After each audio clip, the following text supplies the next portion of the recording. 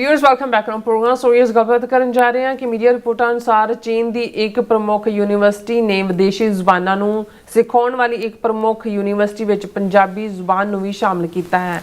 सो ये जिथे पंजाबी ਜਿਹੜੀ भाषा बोलण वालियां ਲਈ बड़े माण वाली गल है, उत्थे ਜਿਹੜਾ ਕਿਸੇ ਨਾ ਕਿਸੇ ਜਾਂ ਕਿਤੇ ਨਾ ਕਿਤੇ ਇਹ ਇਸ਼ਾਰਾ ਕਰਦਾ ਹੈ ਕਿ ਜਿਹੜਾ ਚੀਨ ਹੈ ਉਹ ਸਿੱਖਾਂ ਵਿੱਚ ਜਿਹੜੀ ਪੂਰੀ ਹੈ ਦਿਲਚਸਪੀ ਰੱਖ ਰਿਹਾ ਹੈ। ਸੋ ਇਸ ਬਾਰੇ ਆਪਾਂ ਗੱਲਬਾਤ ਕਰਨ ਜਾ ਰਹੇ ਹਾਂ। ਸੋ ਅਸੀਂ ਚਾਹਾਂਗੇ ਕਿ ਤੁਸੀਂ ਇਸੇ ਤਰ੍ਹਾਂ ਬਣੇ ਰਹਿਣਾ ਦੇਖਣ ਸੁਣਨ ਲਈ ਜਾਂ ਲਿਖਣ ਲਈ। ਤੁਹਾਡਾ ਸਭ ਦਾ ਬਹੁਤ ਬਹੁਤ ਸ਼ੁਕਰੀਆ ਜੀ। ਡਾਕਟਰ ਸਾਹਿਬ ਕੀ ਕਹਿਣਾ ਚਾਹੋਗੇ?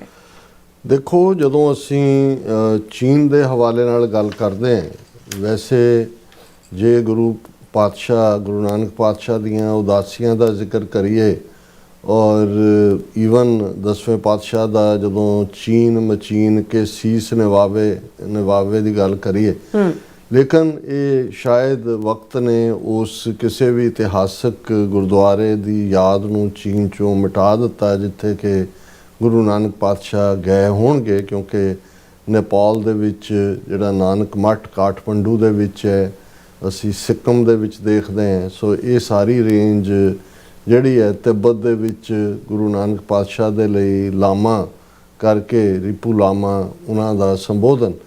ਸੋ ਲੇਕਿਨ ਇਹਦੇ 'ਚ ਕੋਈ ਦੋ ਰਾਵਾਂ ਨਹੀਂ ਨੇ ਕਿ ਜਦੋਂ ਅਸੀਂ 1842 ਦੀ ਟ੍ਰੀਟੀ ਦੇਖਦੇ ਹਾਂ, ਟ੍ਰਾਈਪਾਰਟਾਈਟ ਟ੍ਰੀਟੀ, ਜਿਸ ਦੇ ਵਿੱਚ ਐਂਪਰਰ ਜਿਹੜਾ ਚਾਈਨਾ ਦਾ ਲਾਮਾ ਹੈ ਔਰ ਸਰਕਾਰੇ ਖਾਲਸਾ ਜੀਓ ਹੈ, ਭਾਵੇਂ ਉਹਨੂੰ ਡੋਗਰਿਆਂ ਦੇ ਖਾਤੇ 'ਚ ਪਾਉਣ ਦੀ ਕੋਸ਼ਿਸ਼ ਕੀਤੀ ਜਾਂਦੀ ਹੈ। ਡੋਗਰੇ ਤਾਂ 1849 ਤੋਂ 1846 ਦੀ ਐਂਗਲੋ ਸਿੱਖ ਵਾਰ ਤੋਂ ਬਾਅਦ ਹੀ ਜੰਮੂ ਕਸ਼ਮੀਰ, ਜਿਹਦੇ 'ਚ ਗਿਲਗਿਤ ਬਾਲਟਿਸਤਾਨ ਲੱਦਾਖ ਤੱਕ ਸਾਰਾ ਇਲਾਕਾ ਸੀ, ਉਹ ਅੰਗਰੇਜ਼ਾਂ ਨੇ ਉਹਨੂੰ ਗੁਲਾਬ ਸਿੰਘ ਨੂੰ ਗੱਦਾਰੀ ਦੇ ਇਨਾਮ ਵਜੋਂ ਦਿੱਤਾ।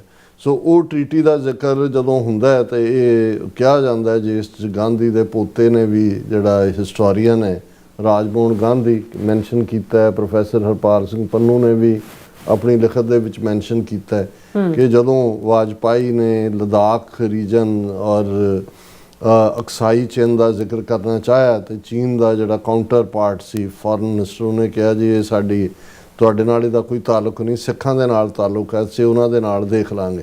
ਸੋ ਇਸ ਲੈਵਲ ਦਾ ਜਿਹੜਾ ਪਾਰਟ ਜ਼ਰੂਰ ਹੈ ਹਿਸਟੋਰੀਕਲੀ। ਅਦਰਵਾਈਜ਼ ਜਿਹੜਾ ਕਦੇ ਵੀ, ਕਿਉਂਕਿ ਇੱਕ ਤਾਂ ਵਿਚਾਰਧਾਰਕ ਤੌਰ 'ਤੇ ਵੀ ਚਾਈਨਾ ਜਦੋਂ ਬਿਲਕੁਲ ਲੈਫਟਿਸਟ ਕਮਿਊਨਿਸਟ ਆਈਡੀਓਲੋਜੀ ਵੱਲ ਗਿਆ ਅਤੇ ਉਸ ਨਾਲ ਕੋਈ ਬਹੁਤਾ ਸਰੋਕਾਰ ਨਹੀਂ ਸੀ ਹੋਣਾ।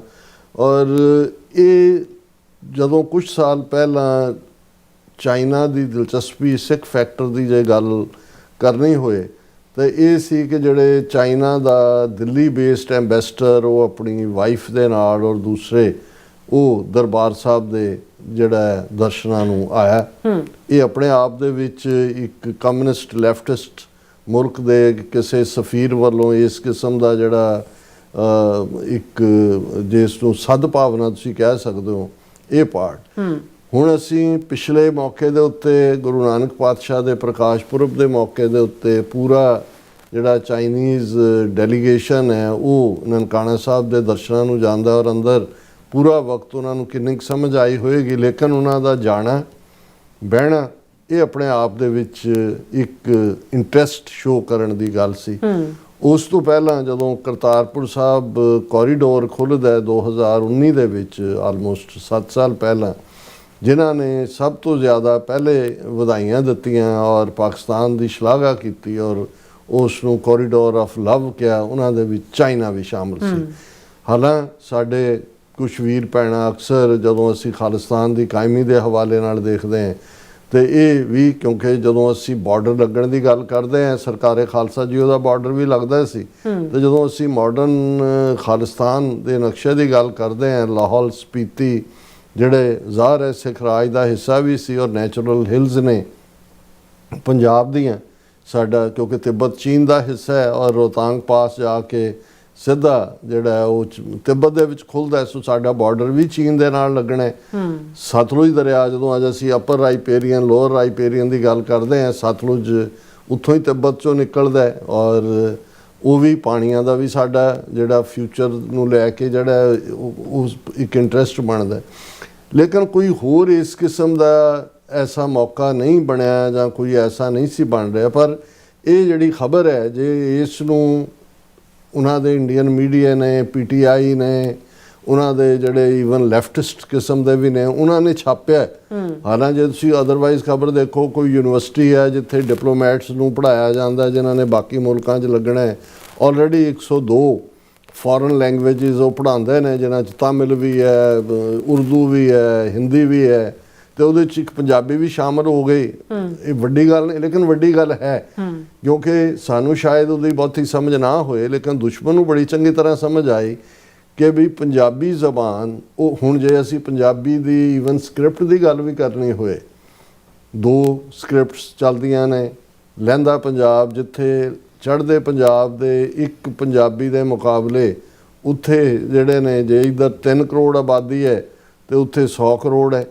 ਉਹ ਸਾਰੇ ਦੇ ਨਾਲ ਤੁਸੀਂ ਦੇਖ ਸਕਦੇ ਹੋ ਕਿ ਭਾਈ ਕਿੰਨੇ ਗੁਣਾ, 10 ਮਿਲੀਅਨ ਹੈ, 10 ਕਰੋੜ ਹੈ, ਇਹ 100 ਮਿਲੀਅਨ।